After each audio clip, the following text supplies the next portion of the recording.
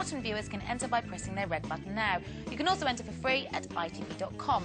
Entrance must be 18 or over. Lines closed 11 a.m. Monday 29th of November. Entries made after closing time will not be counted, but may still be charged. And the best of luck. Now, Duran Duran had the Duranis, Bros had the Brossettes, and our first guest today has a strong army of followers known as the Grobanites.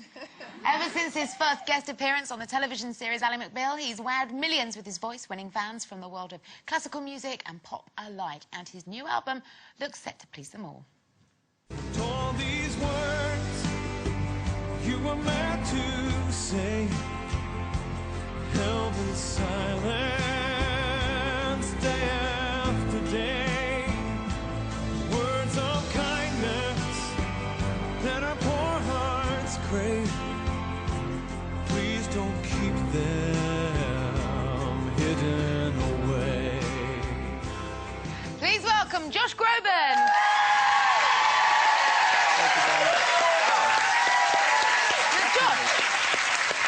Very nice. These Grobanites. Yes, these Grobanites. These Grobanites, yes. They're amongst us today. There are ladies yes. in our audience today that have come from Holland to see you. From Holland. Thank you for coming. Wow. How do you explain this effect that you have on women? Well, hello. Hello. I can't explain it. You know, I don't think I'm anything special. I've always sung. My whole life I've sung. I've always looked at myself in the mirror every day, and I've always thought, oh, all right, well, time to go to school now. And Do you time like to go to it, work. though? Do you like looking the in attention? the mirror? No. Oh. The attention that you get yes, from I women. Do. Yeah, it doesn't hurt. Yeah, I mean, it's nice. I mean, well, because I was kind of a shy student in school, and it wasn't until I started singing that people started saying, oh, you've got this cool thing that you do. I'm like, that's cool? It's really sexy. Really? Yeah. It's a talent. It's very sexy. But you really, please tell me about. Thank you so much. Thank you. Please tell me about. See, this is good moaning we're doing right now. This is. Yes, Zoe likes a moan, and I think you like a moan, don't you? So you could sort of moan together, really. You know what I mean?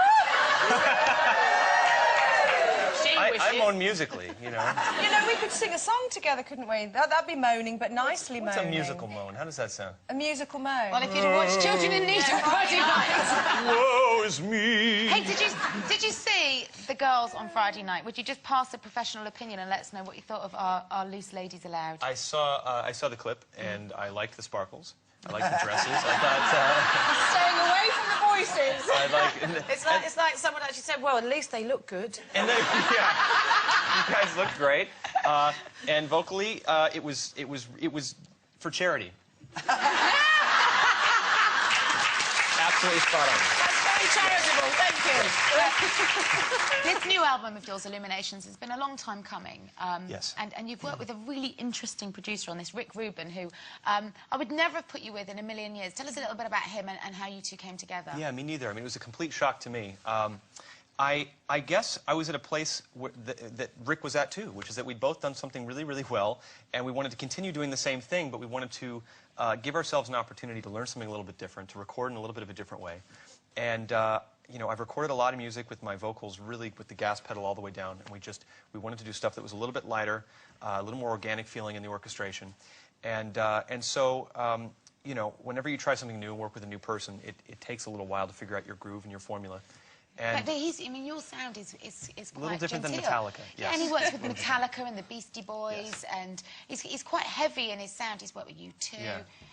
What did he make of you? Did he kind of whip you around the studio? He liked the way I sang, and I think that, you know, in the end, he's not a producer that really focuses on genre. You know, for him, he likes to try and find a real honesty and purity in every artist that he works with.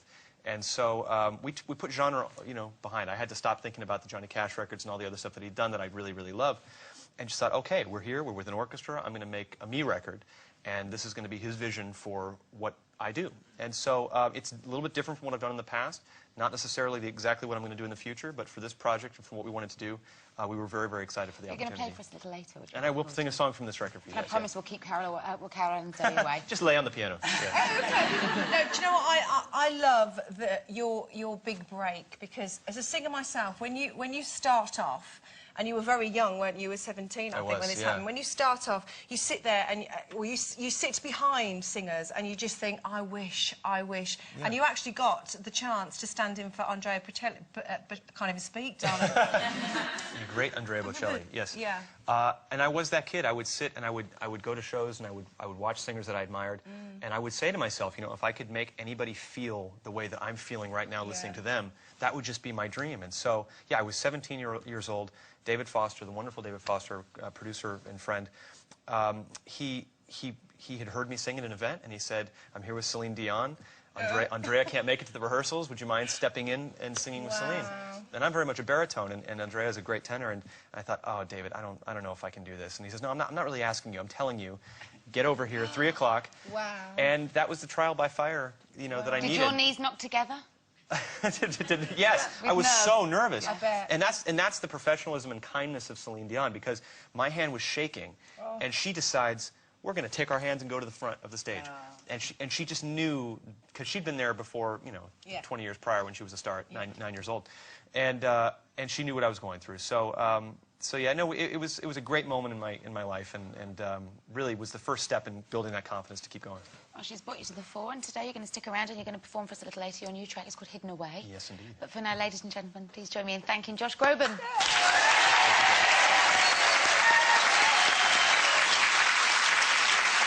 time, but still to come. Who should be our next king? William or Charles? More on that in a little while.